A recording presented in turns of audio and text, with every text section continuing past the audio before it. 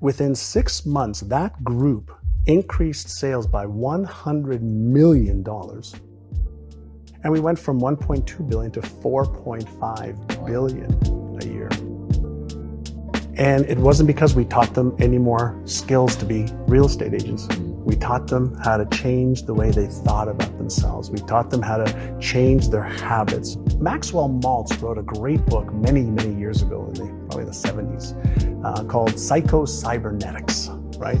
And Maxwell Maltz was a surgeon who performed surgery on people. And what he noticed is even after plastic surgery that he performed on people, some people didn't see any change in their faces. And it was visible to everybody else, but not to them. So we all have a map of reality. We have a map of what we think we look like. And any deviation on the physical level to that map, to that visual representation we have in our brains that doesn't match the map, your brain deletes or distorts it. So when we were working with real estate agents or when I work with business owners, in addition to upgrading knowledge and skills, if you think about how, let's say income, we have set points for how much income we earn. So whether it's 10,000 a year or 20 or 50 or 100 or a million, it doesn't matter. We get this set point and then we behave the way we need to behave and we feel what we need to feel to earn that income. And over a period of time, it becomes part of the brain's default mode network. So we develop set points for everything.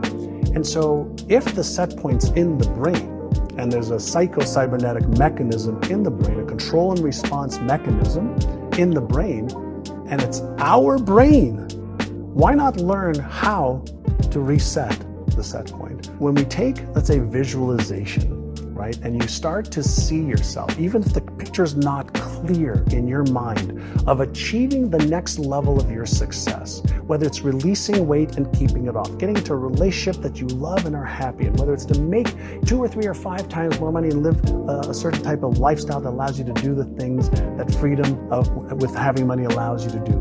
If you start in your mind first and you impress that through conscious efforts into the subconscious mind, it then causes thoughts and emotions and behaviors. I like to use language patterns as well that are going to empower me versus disempower me. Self-talk is so critical. And so I'm consistently paying attention to how am I speaking to myself? Am I speaking to myself in a kind, motivating, empathetic, compassionate way?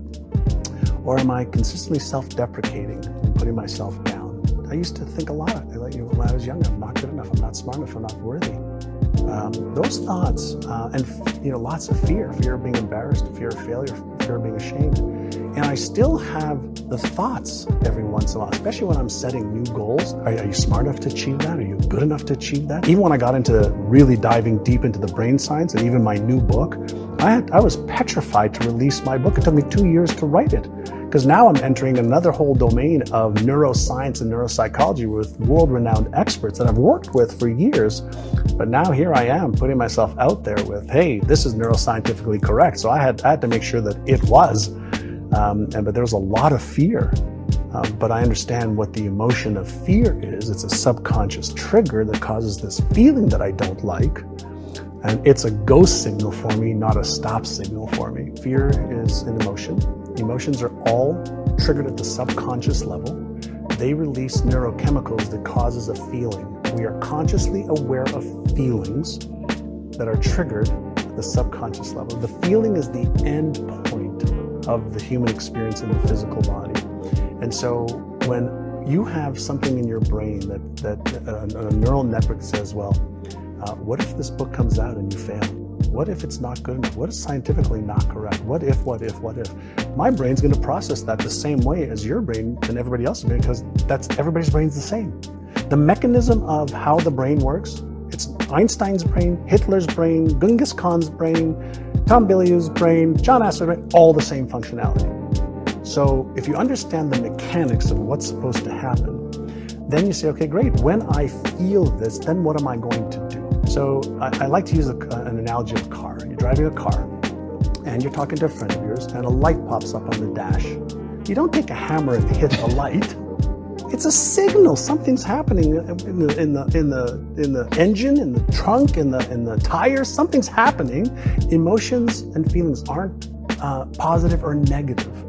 They're empowering or disempowering to varying degrees if you don't understand them. And so if you think about fear, right? How does a firefighter go into a burning building when there's this enormous adrenaline and epinephrine, that could stop most people dead in their tracks? They learn, here's the feeling, it's normal. Do you have the knowledge and the skills and the preparation to deal with this in a safe way? Go. If you don't, now you retreat. So we have this phenomenal brain, right? It's genius abilities. We can't figure out how to replicate it anywhere with billions of dollars, but we are getting some of the user's manual now. So when you feel fear, what should you do? I teach the first 2 exercises that I teach every one of our students. Number 1 is called Take 6, Calm the Circuits. So if you have this unpleasant, anxious, fearful emotion, energy in motion, right? And it's unpleasant and the brakes have gone on, if you just take 6 deep breaths in through your nose, out through your mouth like you're breathing through a straw, you will deactivate the stress response center, which means blood is going to go back to the left prefrontal cortex. The Einstein part of the brain can actually think through this problem, because what happens when the stress response center is activated, blood goes away from that into the fear response. So you have epinephrine, cortisol, adrenaline to be able to get you out of the situation. It's part of our instinctual brain, part of the reptilian brain. The first part of the brain that was developed was that, then the mammalian brain, the limbic system, then the neocortex, the thinking brain. So when our brain has this signal of, oh my God, you might get hurt, you might lose this, you might get in trouble, you might be embarrassed, ashamed, ridiculed, judged, etc., that part of the brain is going to get activated. So if you take 6 deep breaths first, calm down, calm the circuits first, then do exercise number 2 is called AYA, A-I-A. The first day is for awareness. What am I thinking right now? What am I feeling right now? What am I sensing right now? What is my behavior right now? So your thoughts, feelings, sensations, awareness of behavior. What's my intention right now? That's the I. Well, my intention is to move forward. I want to do this. Great. What's one very small action step that you can take? Now, the reason you want to take one small action step is one small action step your brain can handle. If it's one small step towards it, the threat response goes away. But if you focus on the end game right away, you're going to get that rush and that instant trigger of the fear response, stress response. So the first thing you want to do is learn how to manage your mindset and what you focus on. Learn how to manage your emotions, because they drive your behavior more than anything else. Because we move away from pain and we move towards pleasure, but we move away from pain 1,000 times faster. And pain wires in the brain faster for survival mechanisms. So purely from a neuroscience perspective, just understanding self, once you understand, oh, okay, this feeling is normal.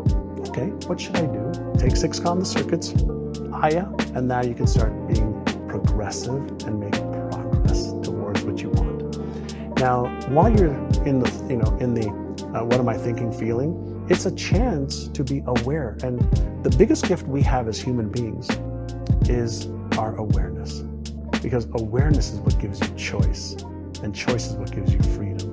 Most people are living their lives in a reactive state, automatic reactive state, because of these set points that we started talking about. So we're in this repetitive cycle over and over and over and over. We react to the same things, we behave the same way, we eat the same foods, we dress the same way, just to maintain that homeostasis and comfort zones. And we've never been taught. We haven't been given the tools, and then we haven't practiced the tools enough to be able to make them part of our unconscious competence brain. What is a belief? A belief is nothing more than a group of cells that have been connected and then reinforced. Whatever we believe is truth for us, but it's not the truth, right? But we have been conditioned. When you were a baby, when you were born, what belief did you have? 0. Goose egg. 0, not 1. And so you learned what to believe and how to even formulate your beliefs, chances are from parents, teachers, brothers, sisters, television, maybe when you read some books, right? And we behave based on what we believe. So we might be behaving our lives away based on false or inaccurate or disempowering beliefs. So if a belief is a neural pattern in the brain, then we probably have some good ones, empowering ones, useful ones, and chances are we have some that are not useful, not empowering, and not worthy of the geniuses that we all are. So the question is it possible for me to develop new beliefs that I don't believe right now? The answer is yeah. The process is you can read new beliefs to life.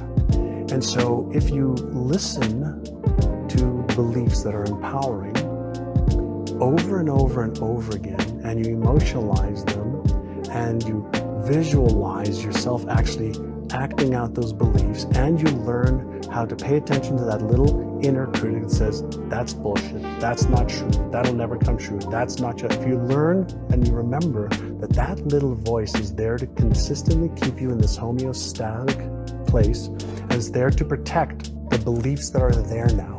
The latest research shows that to develop a new pattern takes between 66 days and 365 days. So you have to use intrinsic and extrinsic motivation. So you have to start everybody off with, why is it important for you to be able to develop these new beliefs? Like, what will your life be like if you had them right now? What would your family life be like? You have to give them a benefit that's greater than the switch cost. So the switch cost is something that our brain resists. The only human that likes change is a wet baby. Every other human being is resistant to it because safety first and homeostasis and energy conservation. So we are biologically wired not to want to change. So we have to deliberately coax the brain into motivational reasons, emotional reasons. You have to have intrinsic reason. Why must you do this? And so you can use pain as a frame as well. So if you don't, then are you okay with your life being like this at this age in 5 years, in 10 years, in 20 years? And if you're okay with that, then you're not a candidate for change. But if you're committed to letting go of the old so you can create the new, and you create motivations every day, that's where the power is. Progress, not perfection. So anybody can do 1 minute or 10 seconds. So if you can start to formulate a habit, a daily habit, a weekly habit, it doesn't matter how long it is.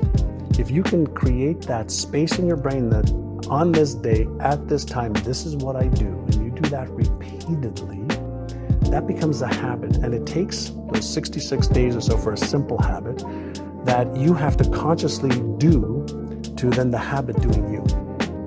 And that's why they say we are all creatures of habit, because habits run themselves. Their subconscious programs just run themselves. Most people don't take the time to become aware, what are my empowering habits? What are my disempowering habits? And then the next question is, well, how do I release this one? And how do I strengthen this one or create a whole new one? And what we're looking to do is build empowering habits that then run their course.